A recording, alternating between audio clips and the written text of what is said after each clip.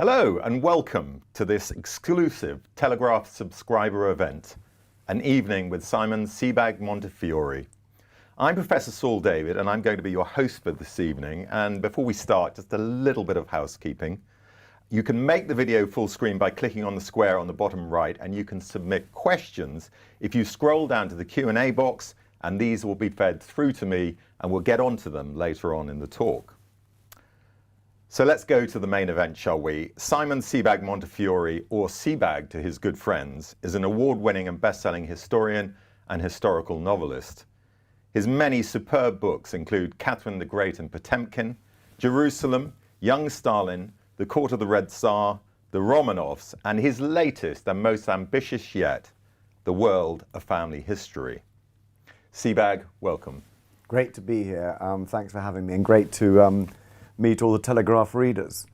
Well, you say in the preface of the book that it's given you the greatest satisfaction of your writing life, but it's also presented the most daunting challenge.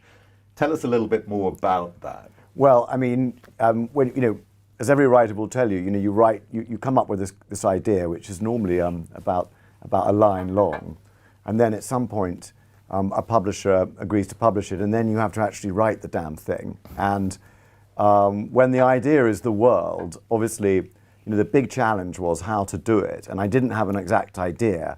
The idea was simply to do it in a way that was complementary to the Jerusalem book and the Romanovs book. And, I was trying to think how to do it, and then, of course, this family idea works perfectly, and was a sort of way of a channel of telling the story in a way exactly that I wanted to, and that I'd practiced doing before, because in my Jerusalem book I wanted to tell the story of the city, which wasn't just sieges and arrival of the old conqueror and the old new religion, but was giving an idea of the grit of life and how people lived, how they sung, how they made love, how they lived, how they had children, and I did that through families, and that really was the sort of was the origin of this idea, a family history of the world. And I mean, what I was after really was that difficult thing. World history has span, lots of economic figures, trade, a lot of stuff about trade and distant continents, but it lacks intimacy, while biography has the intimacy but not the perspective. And so what I'm trying to do with this book, The World, is something difficult, which I think is an attractive concept, which is it's a single narrative of the whole world, all continents, all times, all worlds really. And at the same time, it follows the story through families. And the great thing is, I hoped that it would have the span of world history, but the intimacy of biography. I mean, I think it's an extraordinary achievement, because the reality about a global history is, it's what to leave out in the end, isn't it? And you somehow managed to pull off this trick of keeping the narrative going, keeping the human interest going, and yet including an awful lot of material that people might not expect to see. And we'll come on to that in a moment. But you also describe the book as a synthesis of existing scholarship, using primary sources wherever possible. Now, as a result, you've had to read enormously, consult a huge number of experts. I mean, there's a list of people you've spoken to and who have read sections of the book at the beginning of the book. So my question in relation to this is, there has to be a certain amount of humility for a historian to acknowledge the areas in which you are not an expert in. I mean, was that tricky for you? No, I mean, I'm actually, obviously it takes a certain amount of confidence to write a history of the world, but I'm not someone who has any problem with sitting at the feet of masters. And when you look at this book and you see the acknowledgements, you'll see that I have consulted a lot of geniuses to write this book, and the comments that they made on my first draft were scurrilous, often eye-wateringly painful. But this has happened to me because the first book I wrote was Catherine the Great and Potemkin, and in that I went to see the Empress of Russian historians, Isabel de Madriaga, and she kind of supervised me writing that book, and she really taught me how to write history.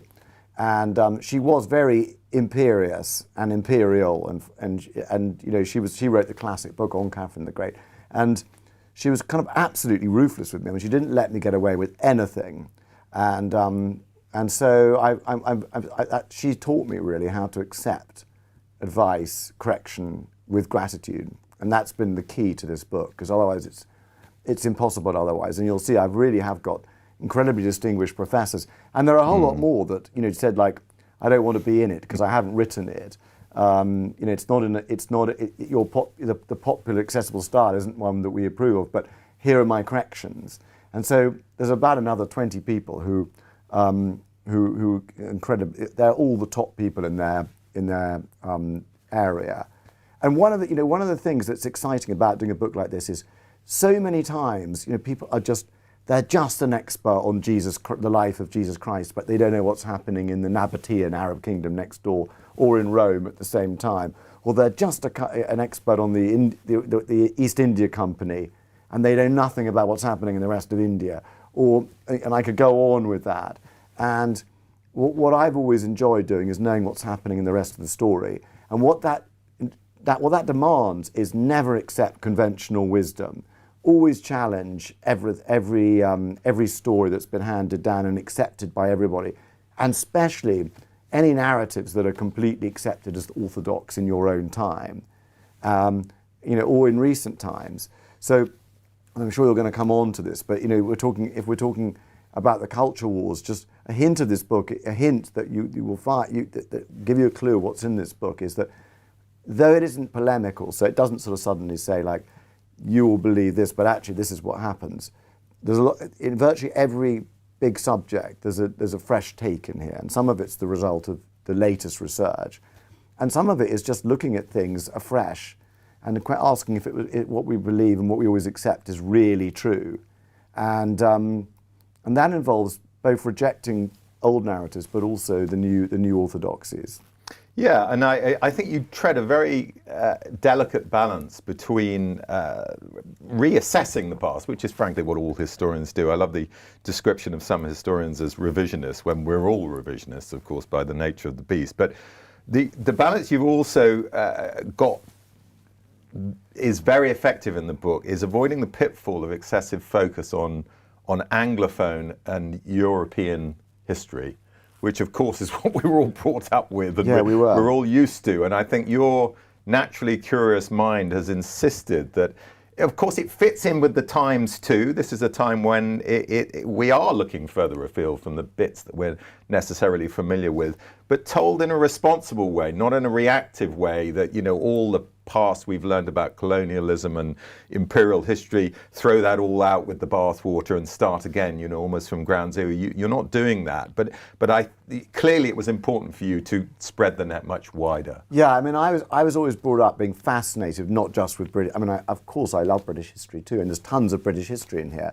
but perhaps not as much as we usually see in these sort of books, and that goes for American history too. I mean, one of the things I wanted to do in this book, which is a sort of different point, but not just to follow the winners.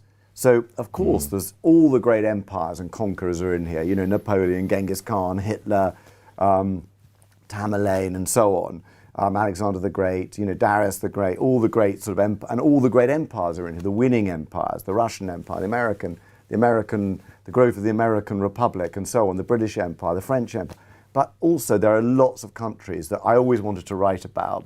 And, you know, the real criteria for this book is what fascinated me. So you'll learn a lot about Morocco in this book. You'll learn a lot about Ethiopia. You'll learn a lot about Haiti, Hawaii, Cambodia. These are all, you'll learn a lot about Congo.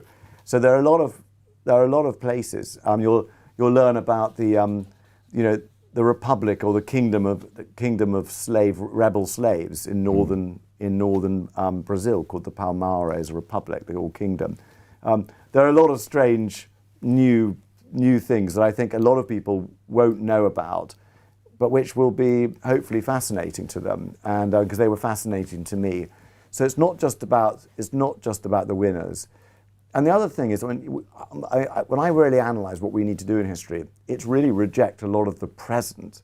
I mean, so much of history is decided by the obsessions of the present and presentism.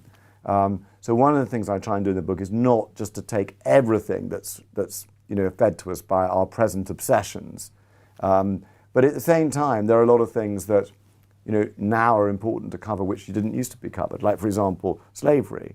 I mean, the Atlantic slavery was sort of missing from our education. We were taught a lot about abolitionism, but nothing about. It's actually a surprise to us to learn that Britain was the dominant power in slavery for 100 years. And all of that is in this book in a massive detail. So in that sense, it's a new history. But you'll also find out about the massive slave trades that no one knows about still, in East Africa, run by the Arabs, the Omanis mainly, and the slave trade that is in the Eastern Mediterranean and Russia and Ukraine, where where the Ottomans got all their slaves from, and some of the women in that story were enslaved and became the most powerful women in the world. They became empresses. They became effectively empresses of the Ottoman Empire at its height. And those are characters that most people don't know about. I mean, one of the great things about family is there's a nuclear family, which is mum and dad, which we're all part of, and then there are power families. And my power families are fascinating because every power family is kind of like a family like you and me, but also one that's thoroughly distorted by power and hate and rivalry. And interestingly enough, you can see that even in a nuclear family, or at least an extended family, where the jealousies and the rivalries and the kind of the backstabbing and it makes me sound like I come from the Borgias or something. But I think honestly, in all families, you get that, and of course, the bigger the stakes, where, as you point out, when power's involved, of course, the greater the wickedness. And possibly the heroism on the other side. Now, there's so many examples I could go to, and it's just a cornucopia of wonderful information. But let's just start at the beginning. You start with this intriguing character who, frankly, I'd never heard of before, called Enhed Douana, a princess of the Akkadian Empire, which I think is modern Iraq. 4,000 years ago. Why start with her? Why is she significant? Well, I was really looking for something to start the book with. It's very hard. I mean, in a book like this, it's very hard to start because until there are kind of people with names and characters and families that you can understand, it's quite hard to write the beginning in a family history. Though, of course, the early bits of the emergence of Homo sapiens is really fascinating, and I loved writing that. And I was very lucky. I was advised by a few brilliant sort of scientists who took me in hand and rewrote bits of it and stuff. So it's pretty up to date. Yeah. But she's a fascinating character. I mean, she's really the first published author. She's a woman who is a princess, daughter of Sargon. One of the first great conqueror that we can really know anything about in the Akkad Empire, which is in Iraq, and her poetry is rather powerful. She also lost power at one point and was probably raped by a conqueror who either forced her to marry him or forced her sexual submission, unless that's a poetic metaphor. But either way, she underwent some sort of terrible trauma. So when I read about her, I suddenly thought, my God, this is a sort of a person that that modern people will be interested in and can identify with, and this is a good place to start.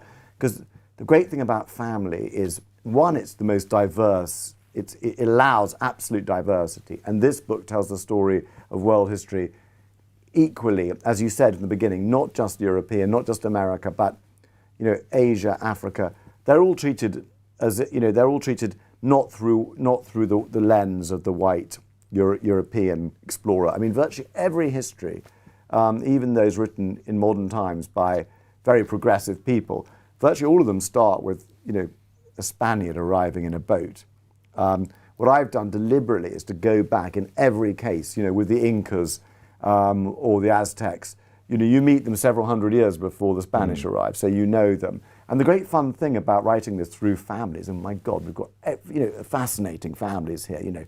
From Habsburgs and Romanovs that we know well, and Saxe-Coburgs to to Incas and the royal families of Dahomey and Mali and the Zulus and then all the the Tang and the Ming, the Mughals, Napoleons. They're all here, and then of course you've got other dynasties and other families which aren't power families. You've got families of historians. You've got families of doctors, armor makers. All sorts of people, poets, artists, and so family works in every direction. But the great thing about family is you don't just have men, you have women as well. So you've got the diversity and you also have gender. And women are missing from a lot of histories. And, they are fascinating characters. They are brilliant characters. And the book is full of women that we should have heard of, but we haven't. As well as a lot of women that, we do know, like Catherine the Great or Mrs. Thatcher. So I mean, it's a great... I mean, I call it tethering, that it's tethered to these families. And there are a lot of business families too. I mean, there's everyone from the Rockefellers to Elon Musk in here. But the fun thing is that it's told through intimate family all the way. Even when there are people who are really reacting against family and who rejected family, like Stalin and Hitler, for example. While on the other hand, we have people like Gaddafi and Saddam Hussein who really kind of thought their regimes were entirely family-based regimes. And of course, it goes right up to Putin and the Kims of North Korea and the Assads of Syria. And everywhere, it's a fascinating story. These people are like us, but they're not like us too. I mean, your son, or just as a quick aside, your son or daughter doesn't necessarily make the best successor, frankly, do they? As we know from our own royal family, it's a bit of a lottery, frankly, as to who you're going to get. Well, I would say that our constitutional monarchy at the moment is a very good example of how continuity does work, because you've got in King Charles III a really impressive personality who we're pretty lucky to have at the moment, frankly. When you have Queen Elizabeth II and then Charles III, so experienced, dutiful, quite extraordinary people, and you look at the prime ministers that the democracy has created.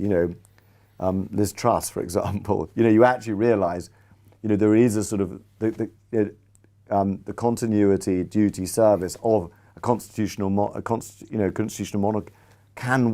can work and can provide a sense of reassurance and continuity and stability, which is what it's all about, of course. But those are constitutional monarchies that I'm not very interested in this book, because they're not. There's not a lot of drama and excitement. No. And when I referred to the royal family, I was actually thinking of some of the less effective monarchs of the past, like Edward VIII, who clearly didn't have a proper sense of responsibility. Yes, you're right. George IV, who I've written about, and others. But we're getting off the beaten track here, because there are so many wonderful bits in this book that I want to at least mention. And one of my favourite stories is the castrated historian. So Sima Qian. So we're going back to the 1st century BC China.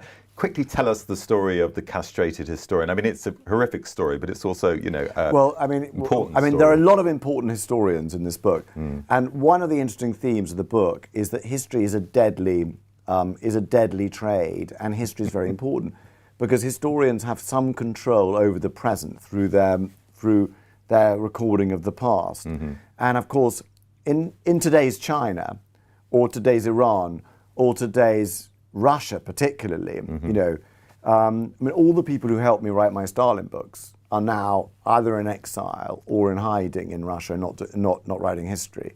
So history is a very dangerous trade. I mean, one of the great historians in the book, Ibn Khaldun, the Arab historian who met Tamerlane and is a big character in the book. I mean, he also became a chief minister, and also there's a whole lot of historians in the book that became prime ministers or important statesmen like Kissinger and others. So that's one section. But then, by the way, I just have to tell you, Ibn Khaldun's brother was also a historian who was assassinated by a jealous rival historian, which is a subject we could talk about. We don't go quite that far. No, we don't go quite that far, but the reviews can be very poisonous. Let's leave it at that. But Sima Qian is a fascinating character because in China, you only have to look at the presidency, the dictatorship of President Xi right now, and you understand how powerful this is. But Sima Qian was the hereditary historian. I mean, his father started a history of the Han Dynasty and of China, of Chinese history from ancient times. But of course, it was always going to be about the present, and the present emperors, that the Han Dynasty looked at his history and suspected that he was criticizing them when he was describing earlier monstrous emperors. And so in the end, he fell. We don't know all the details, but we have letters from him to other people about this terrible thing that he had to undergo. And he was the court historian, he was close to the emperor, but then he was sentenced to death or castration. And even though castration, you were very unlikely to survive castration. After you were castrated, no one's quite sure of the figures, but after castration, a huge number, a very, very high percentage, way over 50%. Sometimes some people say 80% of people died from infection. And of course, medicine is a huge part of this story. I'm a doctor's son, and I'm fascinated by medicine. And it's only in the last 100 years that everyone didn't die very young of infection. Nowadays people die of this sort of what I call the diseases of success. Yeah. Like obesity, for example, or old age, Alzheimer's normally. Anyway, but so he agreed to undergo castration, and knowing that it was a terrible humiliation, knowing that he'd probably die, but he underwent castration in order to finish his history book. And when I was writing this book, he was always in my mind, and I had some lines of his letter, which was my dream is that my history book will be read in the villages, in the towns, in the cities, all over the world. And for that reason, I underwent this terrible humiliation and mutilation. And of course, then he had to wait in this room. They kept them in a cork room, where they felt that the dryness of the cork would help heal the wound. And of course, most people died from it, but he survived to finish the book.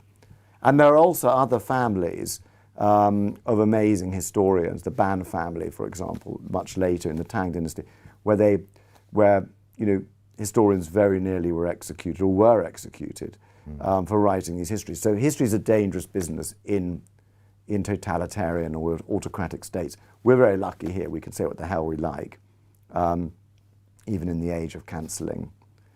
But very interesting. So you mentioned a lot of the familiar names will, of course, be there. They have to be. I've just got a few here. You probably mentioned some of them: the Habsburgs, the Nerus, Medici, Borgia, Trumps. But many are less familiar, as you've also pointed out. I love the Manikongo of Congo. I mean, you mentioned the Congo. This is obviously Central Africa we're talking here. And I just want to quote a little bit because it's wonderful stuff. Of the Manikongo, you write, in 1491, Nzinga, King of Congo, gave the Portuguese king's delegation a magnificent welcome. 3,000 warriors with bows and parrot-feathered headdresses, dancing to drums and ivory trumpets, who escorted them to his capital, Mabanza.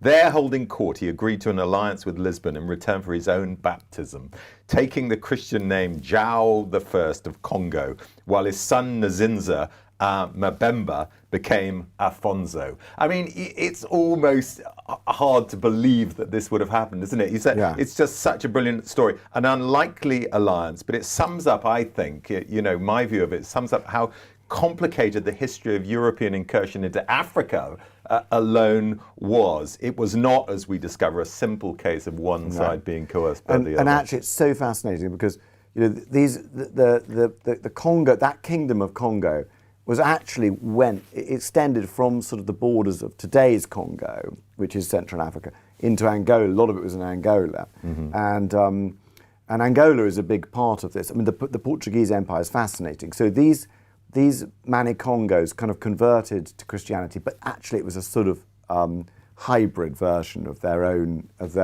religions and Catholicism. And they became allies of the Portuguese kings. And of course, then they fell out with the Portuguese kings. There were massive wars. I mean, all slavery really there's been slavery as long as there's really been warfare. But for several hundred years, they maintained this kind of Portuguese African hybrid. And, a family history is always going to be a history of hybridity and how everything mixes. And that's fascinating. And I mean, the interesting thing about the African story is, first of all, it was started by the Portuguese. They started it. They had a very, very different style of empire to the British, the French, and the Dutch. And the British, French, and Dutch were basically very separate from the African people. And once they'd sort of set up their outposts, they didn't mix so much. But the Portuguese, in fact, intermarried with the Africans and the Indians in Goa to create a new kind of very kind of mixed race elite who took over the empire. And in fact, in Zambezia, which is Zambia and Mozambique, amazingly, there were the Zambezi Donnas who were half Portuguese, half African women who inherited vast estates of hundreds of thousands or tens of thousands of acres and slave armies and ruled these giant estates. So it really is a fascinating story. And one of the problems with the present fascination with exposing, the crimes of Britain around the world and the British Empire is a very, very limited egocentricity, sort of parochialism, like knowing nothing about any other empire or anything else that was happening. The interesting thing about Africa is the African empire, which we get the impression it's a sort of massively long period when we ruled the whole of Africa, was incredibly short. It was barely 50 years. The African empires were barely 50 years long, 60 years long. What happened was that in the early days, from about 1500, when the Portuguese started to go around into West Africa, they only ever penetrated the very, very shallowly, just the coasts. And except for Angola and South Africa, there was no penetration of Africa at all, because first, because the local kings were very powerful and they had their own armies. Secondly, we couldn't send reinforcements if we needed to fight them. Thirdly, our weapons weren't very good. And fourthly, there was malaria, and all horses and men died very quickly, and most people died as soon as they went down to the Guineas, as West Africa was called. So it was only in the 1880s that all these problems were solved. And of course, there was the addition of the machine gun, the Maxim gun, which was very helpful for killing people. And so actually it was, the real empires were really all conquered in the 1880s, France and Britain at the front. France and Britain conquered about the same amount. France actually had a bigger area and Britain had a bigger population, but they were basically the same. And they were in rivals with each other all the way through. And then they just divided up the whole African continent. And it only lasted till about the 1960s. And the French approached it very differently too. I mean, for example, Houphouët-Boigny, the president of Côte d'Ivoire, Ivory Coast, was in the French cabinet and was in the French parliament under de Gaulle. I mean, he helped rewrite the 1958 constitution. We didn't have any African people, African statesmen or African leaders in our parliament or in our cabinet. So the French approached it differently. No less ruthlessly, by the way. They killed just as many people as the British, but they were much more open to having French leaders, to African leaders in their government. It's interesting. And as a result, they kept a much better relationship with their former empire, Franc-Afrique, as it's called. Interesting. One of the great features of the book, and I know this has been mentioned by some of the reviewers, are the pithy descriptions of some of the main characters. And I've got to read out a few because it's just brilliant writing, Sebag. So here's King Carlos of Spain. He was born with a brain swelling, one kidney, one testicle, and a jaw so deformed that he could barely chew, yet a throat so wide he could swallow chunks of meat.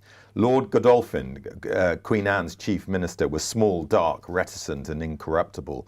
The future Louis XVI of France was an obstinate plodder and an enthusiastic hunter, obsessed with the navy, who was happiest tinkering with locks in his workshop and torturing cats.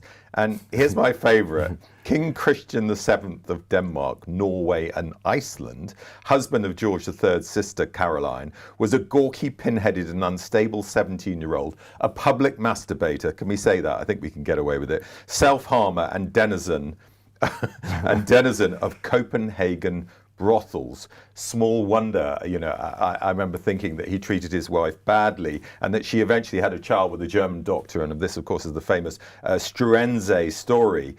It's an amazing story, and it sort of goes, you realize people have probably written books on Struensee alone, but it's just one tiny little example, isn't it, of all this? Well, it's fascinating because Dr. Struensee was the only person who put Enlightenment into practice, because everyone else talked about it.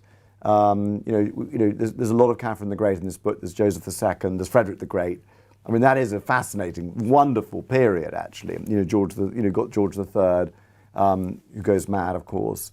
But Struensee is the only person who puts it all into practice. He abolishes slavery. He does all sorts of amazing reforms. He reduces the power of the nobility, blah, blah, blah. And then there's a coup against him by the king's mother. Yeah. And he's executed. And George III's sister has caused a massive embarrassment. And George III, Britain is greatly embarrassed by this. And there is talk of sending a fleet to attack Denmark. But in fact, she's allowed to live with her illegitimate daughter, who grows up to have an interesting life herself. And again, a family history, this is the interesting story of the Hanoverians. And the Hanoverians are actually more interesting than we give them credit for. And of course, you forget that British democracy developed much later than everyone realizes. This is another absurdity of the sort of school curriculum that we were taught. We were taught that sort of, after 1688, sort of democracy was virtually, the Glorious Revolution, democracy was virtually upon us in Britain. And in fact, it wasn't at all. The king was still incredibly powerful. It was a sort of, the kings were still the chief executive of government, really, and running everything, and could dismiss prime ministers and choose prime ministers. So anyway, but the great thing about family history is that you can go off on these kind of, you can follow people. So George III's sister, had this extraordinary life, where she married this appalling character, King Christian, who did indeed spend a lot of time masturbating in public. All the court turned away when this happened and looked in another direction. And he was very keen on his wife. He was very keen on their doctor, Dr. Struensee, who also started an affair with the very pretty queen, who was the English queen. And it all ended incredibly quickly, incredibly badly, partly for ideological reasons, because he was doing these, he was imposing these appalling reforms that shocked everybody, which were very modern, really. And he abolished slavery. Well, that was reinstituted. I mean, and also one forgets that the Nordic countries all had slavery too. I mean, Denmark had a huge slave trade. In West Africa, sort of hard to square with their sort of public image now. We see them as tremendously sort of enlightened. Well, also, nowadays we're very used to sort of thinking, Nordic. For example, Nordic prime ministers. A lot of them are women, and a lot of them are better than male prime ministers around the world. And we're often arguing that women make better leaders than men. But actually, you look at this book, and there are a lot of women in this book, and you realise that, men and women, neither are better than the others. Some are good, some are bad, and there's, they're as bad as each other. Surprises, I felt at every turn in this book. I mean, there's sort of great moments where you kind of set up a scene, and you deliberately, I'm sure, and you imagine as a reader it's going to head in one direction, and of course it doesn't. And here's a good example of it. There's a chapter on 18th century Indian warlords, and you note that a voracious and brutal foreign invader was about to ravage the land. And of course we expect he's probably going to be British, and it might be Robert Clive. But actually you go on to say his name was Ahmed Durrani, the extraordinary Afghan Shah. In January 1757, just as Pitt was orchestrating his world offensive, Durrani marched into Delhi. And it's one of those, so tell us a little bit more about that, because it's one of those kind of classic moments where people might think that it's all about the British overturning the Mughals in the 18th century, but of course it was done by other foreign invaders. That's right. I mean, to read all the modern history, you'd believe, you might be forgiven for believing that the British had done all this, and in fact, the British came later and hoovered up. And it's not that the British weren't. It's not that any of what was written about them is untrue. I mean, the British were ruthless predators at that time, and India was an amazing prize. But it wasn't them that destroyed India, destroyed Mughal India. It was, partly the Afghans and partly the Marathas, the dynasty of Shivaji, who's ignored by so many of the sort of historians of India that we're used to, because they're obsessed with the English destroying India. In fact, the interesting thing about Clive is, yes, he was an ostentatious predator, a looter, a warlord. I certainly wouldn't waste any breath defending Clive, but actually, the great battle that won Britain-Bengal, Plassey, which we all know about from our childhood history lessons, it was he negotiated the result, because he'd bribed the prime minister of his opponent. So the battle was never fought, really. If you look at Plassey, about 100 people were killed at Plassey, which is like extraordinary for a sort of huge battle. While on the other side of India, in the west, a fascinating character, much more interesting character than Clive, and much more important than Clive, Shah Ahmad Durrani, was ravaging Sindh and Punjab, which is now Pakistan, and taking Delhi twice. He was an amazing character because he had been the bodyguard of Nadir Shah, the Persian conqueror, really the last great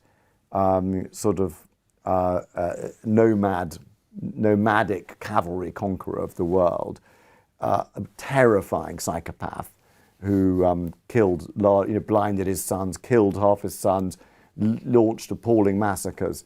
And his bodyguard was Durrani, this Afghan. And when Nadir Shah was assassinated, Durrani grabbed the Koh-i-Noor diamond, which, by the way, Nadir Shah had stolen from the Mughals, and he stole it and headed back to Afghanistan, where he conquered an Afghan empire.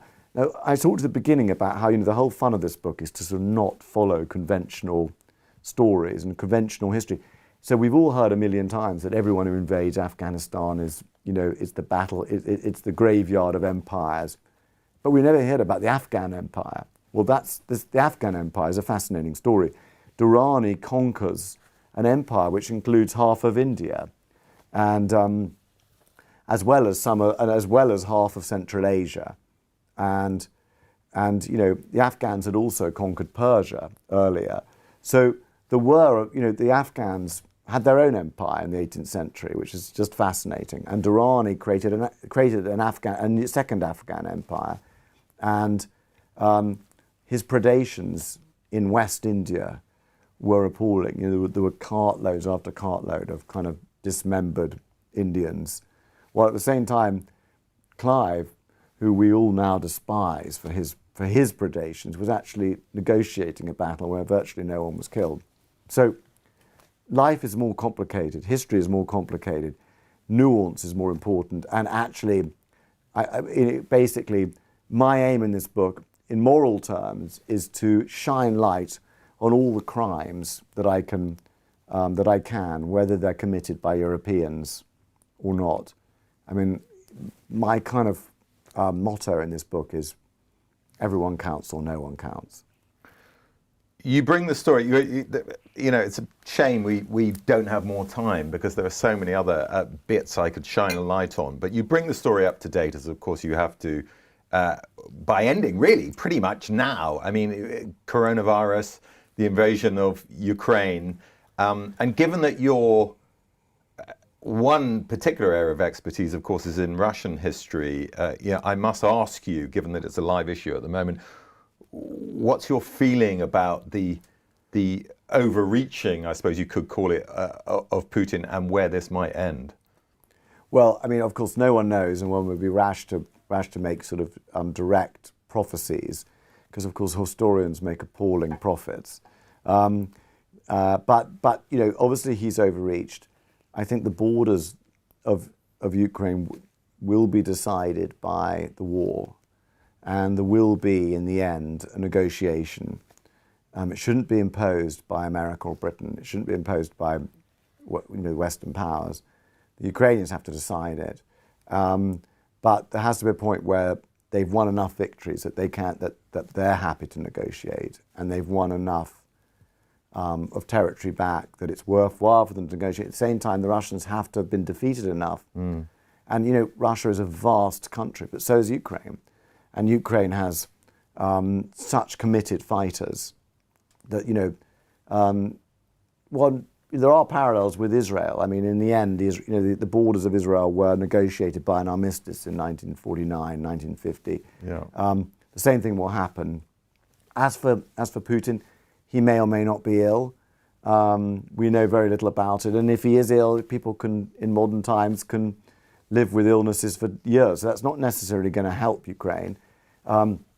If he totally faces defeat, you know, which we hope he will be overthrown in some way. And the style of changing regime in Russia is usually violent, has been often violent.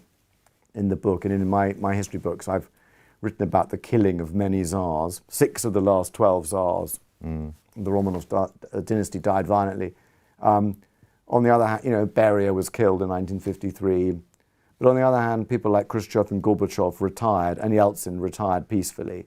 So, you know, it's not necessarily going to be violent. He may end up in a villa in Saudi Arabia. But on the other hand, I think that, you know, there's a lot of Iran in this book and a lot of Persian history in this book. And I'm very fascinated with Persia and I've read everything I can about Persia. And I think that in both Persia and Russia now, you know, there is resistance, there will be protests, and it's very hard to overthrow regimes that have massive security organs that are with no limits to what they'll do to people in the streets. And those regimes fall when the security organs start to defect, and that can happen. But at the moment, that hasn't happened yet in Russia, and it hasn't happened yet in Iran. But you know, we're watching carefully both those regimes, and we cover their history, Russian and Ukrainian history, and Persian Iranian history right up to the present, and we look at many of the dynasties and characters that have created those regimes today. So, and actually for historians, it's great fun writing right up to the present. I mean, the book finishes on the day of the Russian invasion of Ukraine. Final question, because we've got to give the you know, the listeners an opportunity to ask a few, and I've got some very good ones here. But one reviewer described your book as a rollicking tale, a kaleidoscope of savagery, sex, cruelty, and chaos. But it's surely more than that, isn't it, Sebag? Because as you say at the end, our limitless ability to destroy is matched only by our ingenious ability to recover. Does that mean, you know, can we conclude from that actually you are reasonably optimistic about the future? Reasonably. I mean, we live in a time of great peril, and of course, you know, about the nuclear question. I mean, you know, I say in the book, it's like Chekhov. You know, it's like Chekhov, as Chekhov said about theatre.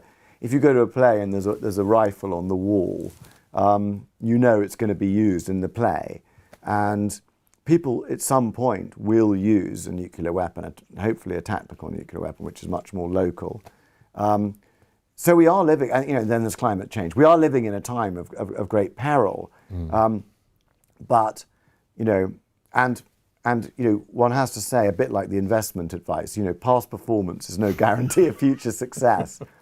But you know, historically, you know, man has found a way out of these things by ingenuity, by passion, by love, by creativity, and by muddling through, you know, and by luck, I suppose. All of these things come into play. I mean, this book has a lot of massacres and plagues and slaughters and cities fall and kingdoms fall, but equally it's and there's a lot of sex in the book and a lot of tortures and sort of appalling atrocities, but equally the book is really also a celebration of poetry. There's a lot of poetry in this book, there's a lot of literature, there's a lot of beautiful letters written, and there's a lot of art in the book, and it's also a celebration of humanity, really, this book.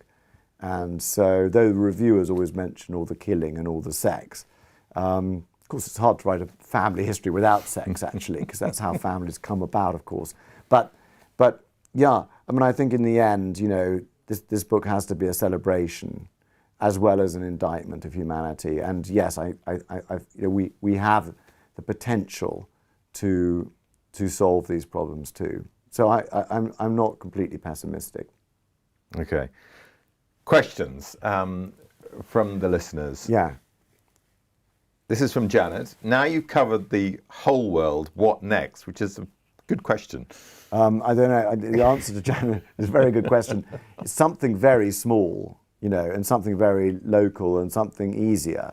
I mean, this book almost killed me, and I started it on the first day of lockdown. You shared with me some of my agonies. I remember. We getting know messages we're colleagues. So, writing this book has been the biggest. It really has been a terrible struggle. And there were times when I was literally waking up at sort of 5 a.m. every night. I just couldn't sleep.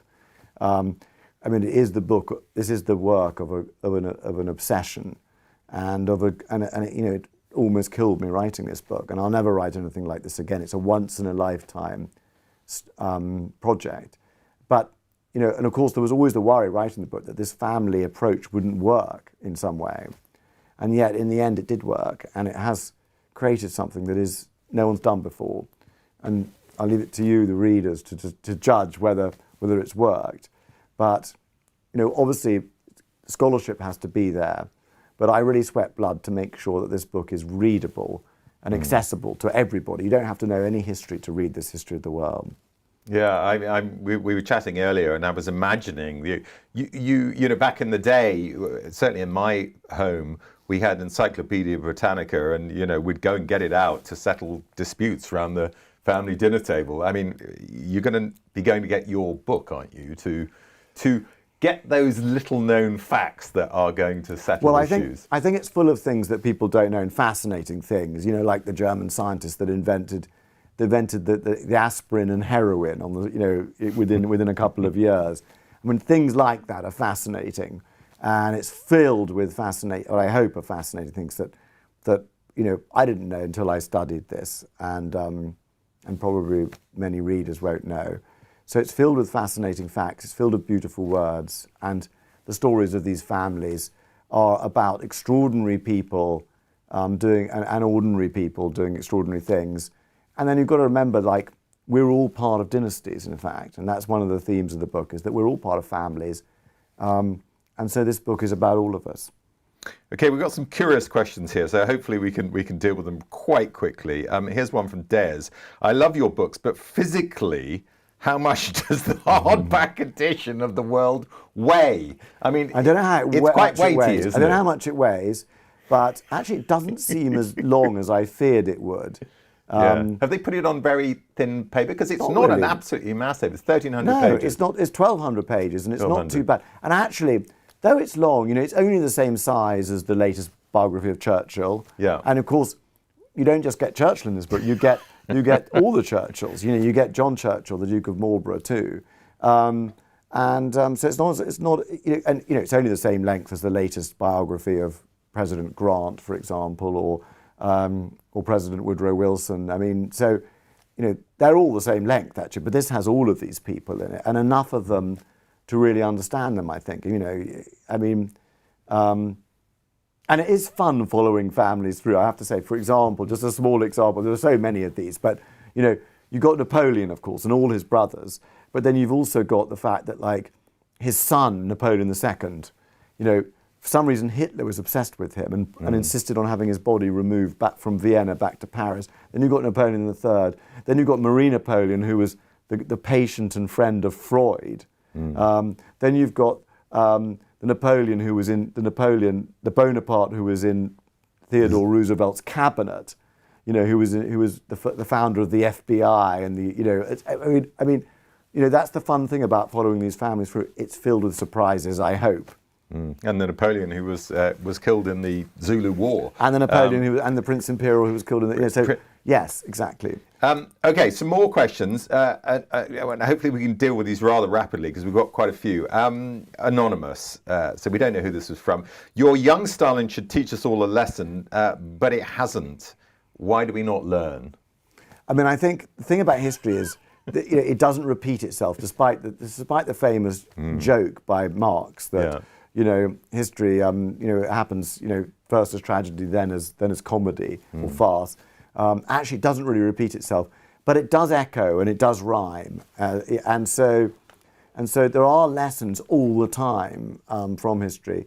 I mean, a lot of it is that statesmen don't read enough history and actually should read it much more, and so I think that's the example of that's the lesson of most of these books. And so I think people need to read a lot more history. So that's a good point from Anonymous. Another Anonymous: would the Earth be better off? Would the Earth be better off with fewer humans? Well, I mean, one of the I actually say in the book. I mean, it's funny that Stanley Johnson has just said this, hasn't he? Boris Johnson's father. Of course, it's undeniably true that a lot of problems would be solved. I mean, I say this in the conclusion, a lot of problems would be solved by a massive reduction in human population. And that could only happen through famine or nuclear war, neither of which I mean, that is a sort of eugenicist solution, but it's not one that's really acceptable to us or open to us. And I don't think it's necessary either. But yes, that would solve some problems. Obviously, it would perpetrate an enormous number of other problems, which might not suit us.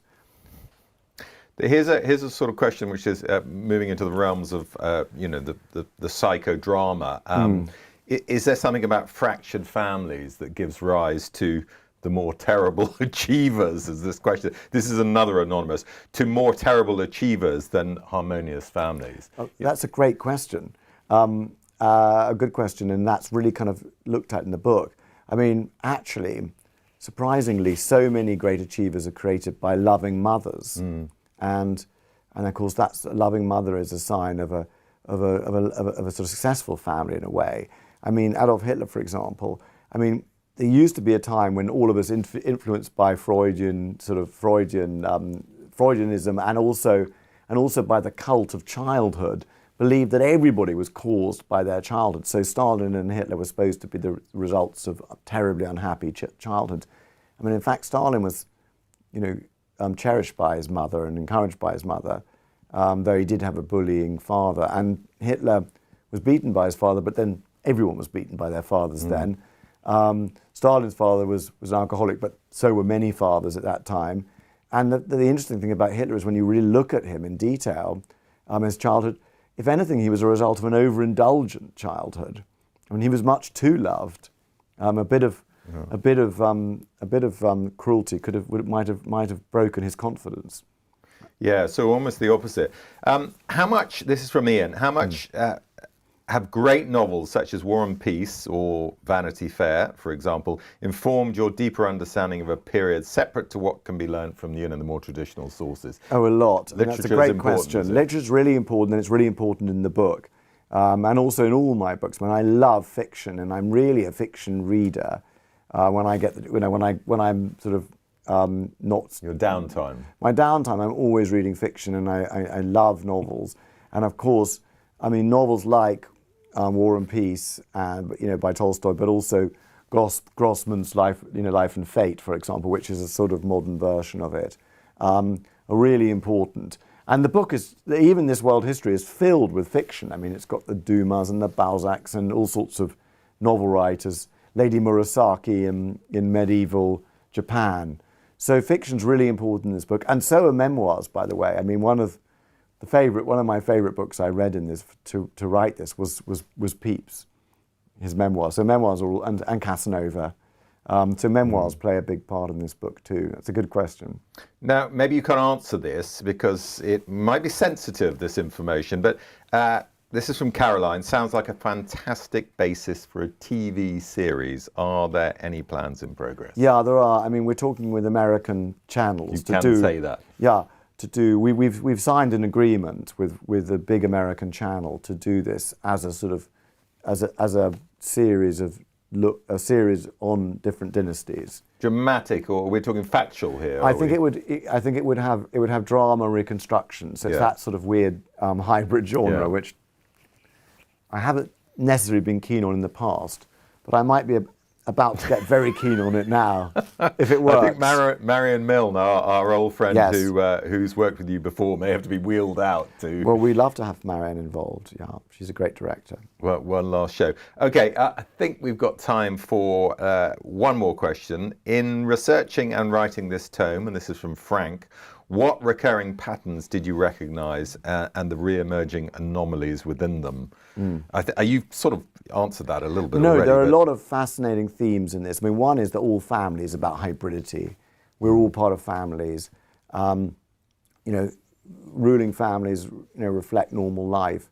But I think one of the biggest themes of this, which is very timely now, is migration. I mean, this book is really about a history of migration, because all world history is a history of migration. Of course, wars are fought by men riding on horses or tanks or whatever. But migration is the movement of families, usually. And those families can conquer, but they can also settle and marry into have children with the families and the people that are there already, and to create new nations. And the greatest challenge we're going to face now is migration, because one of the things that we look at the end of the book, there's a chapter on what's happening, going to happen in the next 50 or 100 years, and one of them is massive population increases in West Africa, in North Africa, and are those countries going to be well run enough, well managed enough, well governed enough to cope with that, or are they not? And if they're not, there's going to be massive movements of migration. Now, there's no reason why Egypt and Nigeria shouldn't become the greatest success stories in the world, except that up to date, they've been appallingly misgoverned. And it would be rash to say that it was impossible, but judging by the corruption and so on, those huge populations will become unmanageable by governments. And what will happen? So there'll be huge migrations, and the comfort democracies, is what I call Britain and France and America. Will they be able to cope with this? And will they be able to pay for these migrants? And how many of them will they let in? And if they don't want to let them in, how will they defend themselves? Well, we're already facing these challenges now. Though the migration, many of the migrants, 25% of the migrants now are from Albania. By the way, a country that I feature heavily in this book, because it's a fascinating country. But that's going to be the big challenge of the future. So migration and the creation of countries and nations by migration is I guess, a theme that comes right from the first page of the book to the last. I mean, migration, of course, is in the news at the moment. It's also worth pointing out, given our own familial connection to migration, that the two of us sitting here today are the product of immigration to the UK, and I'm sure there are many people listening to this who would say the same thing. So you always have to get that. You're Armenians. Armenian. We're Jews. And exactly, and you have to balance the enormous benefit that we all know immigrants can bring to any society to getting some kind of limit to, everyone can go anywhere for economic reasons. So, I often think it's funny when people say, well, of course, there's a big difference between political asylum and economic migration. Well, my family economically migrated, and I suspect yours probably did too at one stage, Sebag. And so it is very difficult to pin these labels, frankly. Well, it's funny, my family is also in the book as walk-on minor characters, footnotes. But it is interesting because half of my family came from Morocco and Italy, and they were economic migrants. But half of them came from Russia, and they were escaping pogroms at the turn of the century, just over 100 years ago. So they were sort of proper. They would be given asylum now, and the other ones wouldn't. Yeah. They came much earlier and in smaller numbers because they were Sephardic Jews from the Arab and in the Mediterranean world. But you're absolutely right. I mean, just the stories of our families. I mean, I'm completely descended. I don't have any English descent at all. I mean, I'm completely descended from immigrants to this country who were immensely grateful to be given asylum here. So I am very sympathetic. Okay, great chat. That's all we have time for. Thank you, Sebag, for joining us this evening. Thank you for having me, and thank you all for joining us. It's been really fun, actually. Thank you for all the subscribers for listening in. If you weren't fast enough to get your hands on one of Sebag's books, we gave the first 75 copies away to those who subscribe to this event. It's available, of course, as you know, at all good book retailers and, of course, the Telegraph Bookshop.